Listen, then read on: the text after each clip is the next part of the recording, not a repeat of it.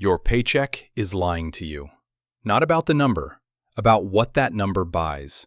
Two men earn the same salary, $120,000 a year, in the same city. One is quietly building wealth. The other checks his bank account 3 days before payday and feels that small, familiar panic. The second man is not worse with money. His fixed costs sit on a line that moved. He is standing exactly where the first man's father stood, on a number that used to mean safe. That line moved. Not slowly enough to notice, not fast enough to make the news, and almost nobody was told. Here is the number that proves it. In 2019, a mortgage payment and childcare together took about 50% of a typical American household's income. Today, in 31 of the 50 largest U.S. cities, those same two costs take 66%. Two line items, 2/3 of everything you earn. That's according to a Zillow analysis of home prices, mortgage rates, and childcare costs. And in 5 California markets, Los Angeles, San Diego, San Jose, San Francisco, Oxnard, housing and childcare take 100% or more of the median household income. The median income in those cities is above $100,000. Before we go further, I want one number from you. Whatever your fixed costs are as a percentage of your take-home pay, put it in the comments. Just the number. I read them, and it tells me what to make next. So why did it move? Not one reason. 4. Stacked. Homes are selling for about 25% above their 2019 levels, while mortgage rates have more than doubled from their pandemic lows. The average annual cost of care for one child topped $13,000 in 2024, up 30% from 2020. Utilities now average $265 a month, up 12% in a single year. And healthcare costs for employer plans are set to rise as much as 7%. Notice what all four have in common. Not one of them is a lifestyle choice. You cannot skip health insurance the way you skip a latte. These are the costs that arrive whether you are disciplined or not, and they are exactly the ones that moved. Read that again. 6 figures, 2 bills, nothing left. That is not a budgeting failure. That is a threshold that moved while people were still measuring themselves against the old one. Now, what actually is a fixed cost? It's the money that leaves your account whether you have a good month or a bad one. Rent or mortgage, car payment and insurance, health insurance, childcare, subscriptions you forgot you own. You do not decide these every month. You decided them once, and then they decide you every month for years. That's the difference between fixed costs and the coffee. Everyone argues about the coffee. The coffee is a choice you make 300 times a year, and you can reverse it in 1 second. Your lease is a choice you made once, and you cannot reverse it for 12 months. Which one do you think decides your year? Which brings us to the two men, Adam and Noah. Same 120,000. Adam's fixed costs sit near that 66% line. Noah's sit closer to where the line used to be. Neither of them budgeted harder than the other. There is a mechanism underneath this, and it's the whole reason the gap exists. I'll show you in a moment what it costs. The mechanism is recalibration. Your brain does not store normal as a fixed value. It stores it as wherever you currently are. Get a raise, and within a few months, the new number stops feeling like more.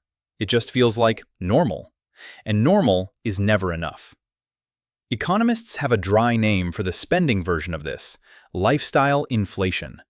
But the psychology is older than economics. You can see it in the national numbers.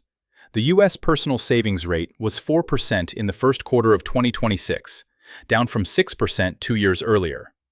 Disposable income went up over that stretch. Savings went down. Americans across every income level are spending raises faster than they earn them. So a raise arrives, and it doesn't get saved. It gets absorbed into a slightly better apartment, a newer car, one more subscription. And here's the cruel part. Each of those is a fixed cost. The raise is temporary in your feelings and permanent in your obligations. That's why the six-figure trap is real. About 40% of Americans earning over $100,000 a year report living paycheck to paycheck.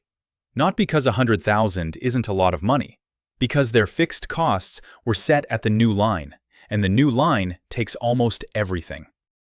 Now the part almost nobody calculates. Two people, same salary, same discipline about the small stuff. The only difference is where their fixed costs sit. Adam at the new line, Noah about 15 points below it.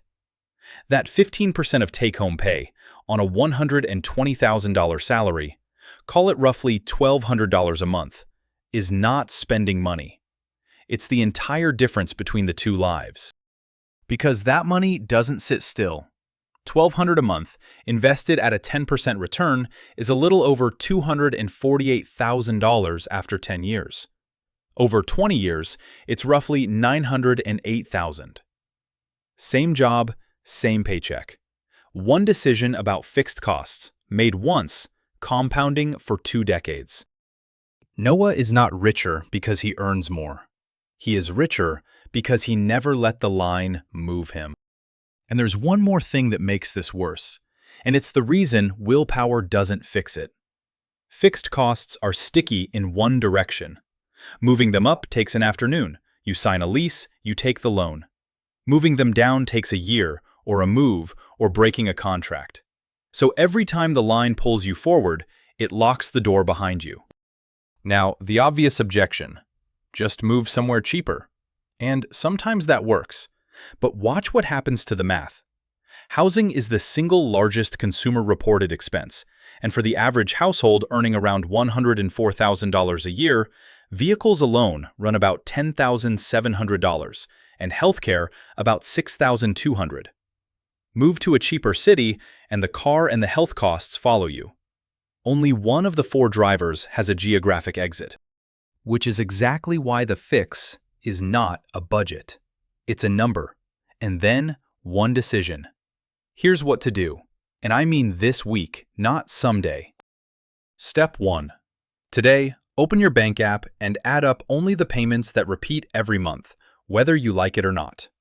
Rent or mortgage, car, insurance, health, childcare, subscriptions. Divide that by your take-home pay.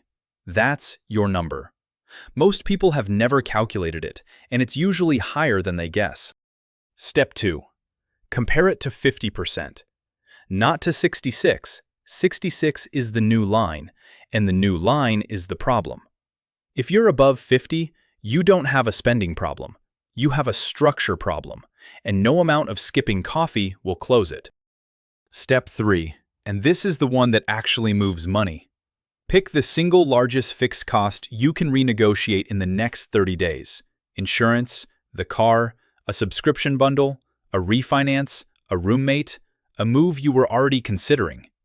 1. Then take whatever you free up and automate it out of your account on Payday before you can feel it. Not a budget. One decision, made once, that keeps working while you forget about it. Because that's the asymmetry. The line moved once, and it cost you for years. A decision moves once, and it pays you for years. Same mechanism, opposite direction.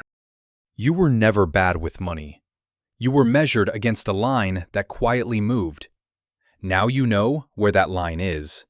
The only question left is where yours falls.